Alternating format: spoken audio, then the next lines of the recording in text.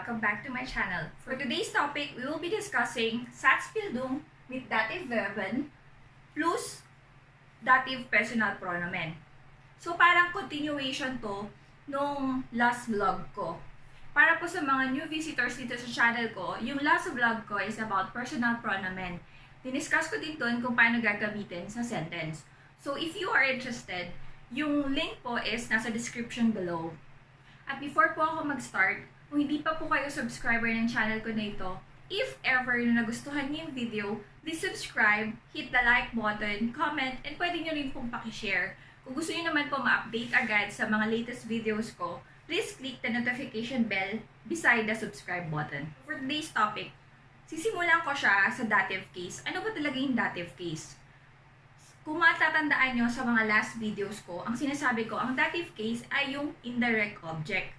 Tapos, di ba yung accusative case, siya yung direct object, tapos yung subject sa nominative. Sa vlog na to, i-elaborate ko siya further kung ano ba talaga ang function ng dative case sa German grammar. So, the dative case has 4 functions. Number 1, siya nga yung nag-act as indirect object, which is nagbe-benefit siya dun sa action na ginagawa ng subject at siya yung nagre-receive ng direct object. So, para mas madali niyong maintindihan, I will give you an example. Ich zeige dir die Fotos. So, dito makita niyo si ich, siya si subject, nominative, zeige, siya yung verb, dir, siya yung indirect object which is ginamit ko dito sa personal pronomen. Take note na yung ich din is subject, personal pronomen. Ich zeige dir die Fotos. So, direct object. So, dito sa function na to, yung dative case, kailangan niya lagi ng direct object. And it also answers the questions to or for whom. Ngayon, makikita mo dito. Ich zeige dir die Fotos. Kung titingnan ninyo, kanino mo ipapakita yung photos? So, dir, you. To whom ba ipapakita yung photos? So, dir. So, number 2 function. May mga verbs sa German grammar which can stand alone or hindi nila kailangan ng direct object as compared to dun sa first function. So, I will give you an example. Antwortest du mir später? Are you going to answer me later? So, dito, antwortest, verb, du is the subject, nominative, mir is the dative, yung später na to, hindi siya direct object, siya yung adverb of time. Makikita nyo dito, hindi natin kailangan ng direct object. So, ito lang, may intindihan mo na yung sentence, di ba? Parang, sasagutin mo ba ako mamaya? So, antwortest, the verb, du, nominative, subject, dative, mir, and yung später nga is adverb of time.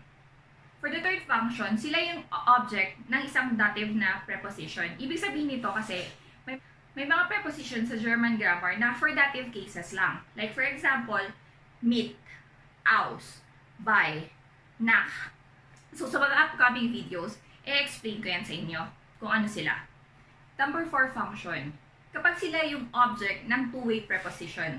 So kanina, di ba sinabi ko, may mga preposition na ang kailangan lang nila is dative case. Pero meron din namang mga preposition na two-way. Ibig sabihin, pwede sila sa dative, pwede sila sa accusative, depending on the verb. Ito yung mga prepositions like an, auf, hinter. So, i-discuss ko yan ha sa susunod na mga topics. For the meantime, mag-focus tayo sa first function and second function, which is yung first function, kailangan niya ng direct object. Tapos yung second function, na independent siya. So, dun man na tayo sa first function na kailangan ng direct object. Ito yung example sentence ko. So, hahanap ako ng personal pronomen sa nominative. Tapos, gagamitin natin yung verb na geben. Tapos, yung sa personal pronomen dative, hanap tayo dyan. Tapos, ito yung direct object, then beside. So, sa last vlog, didiscuss ko din sa inyo kung paano mag-decline ng verb. Dito, makikita nyo na na-decline ko na siya. So, yung geben, gave, is the verb stem. Gagamitin natin siya dito sa sentence. Gamitin natin halimbawa si ish as nominative. So, ich gebe dir den Bescheid. Halimbawa, du gibst ihr den Bescheid. And so on and so forth. Kaya naman sa plural, wir geben ihnen den Bescheid. Halimbawa, nakikipag-usap ka dun sa leiterin mo or sa boss mo. As long as alam mo yung kung paano i-decline yung verb according sa subject, magagamit mo na si dative personal pronomen. Doon naman tayo sa second function, which is yung mga dative verbs that could stand alone. I will give you an example with the verb helfen or to help. So, eto na naman siya ha, using nominative personal pronomen.